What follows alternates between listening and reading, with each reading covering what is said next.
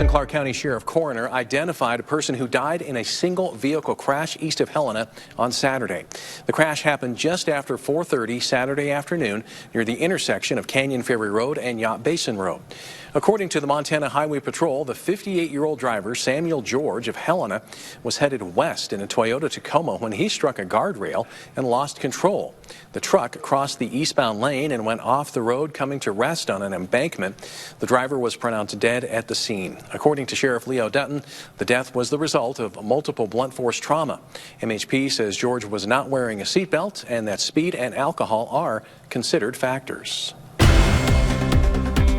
Next month, Montana primary voters head to the polls to choose a Republican and Democratic candidate for the state's 2nd congressional district. Incumbent Matt Rosendale has opted not to run, but a crowded field of 12 hopefuls is hoping to take his place. Tonight, MTN senior political reporter Jonathan Ambarian profiles state auditor and GOP contender Troy Downing.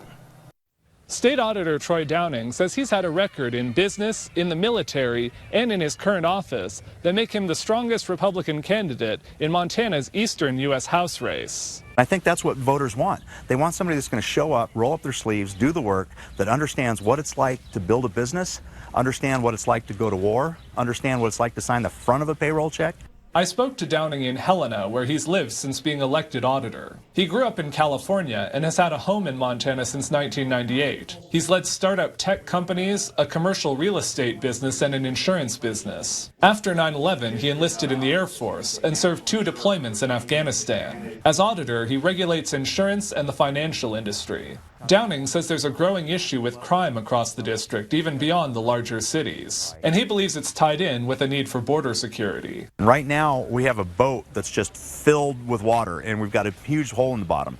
We need to plug that hole, which is the southern border. And then we need to deal with the problem that we're dealing with right now of the drugs, the crime, the violence, and all the other things that are happening just because our law enforcement are being overtaxed. They just don't have the jail cells or the boots on the ground to keep up with it all. He argues the government has been fiscally irresponsible, weakening the U.S. and threatening the American dream for future generations. We need to rein in spending, and we need to increase productivity. We need to, grow the economy, and those are the two that, that come together to start closing that gap. Asked about abortion policy, Downing said it's an issue he feels strongly about because he was born as an unplanned pregnancy to an unmarried mother. And me personally, I'm going to bring God into it. I think God has a plan for every life, and it's not the purview of man to deny that plan for any innocent life. Downing says he'll make the case that what sets him apart from other candidates is knowing how to get things done. You need somebody that's going to actually show up,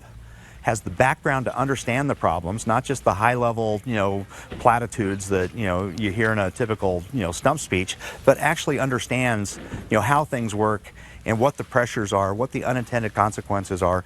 Remember, you can find our interviews with all of the Eastern District House candidates on our website. In Helena, Jonathan Ambarian, MTN News.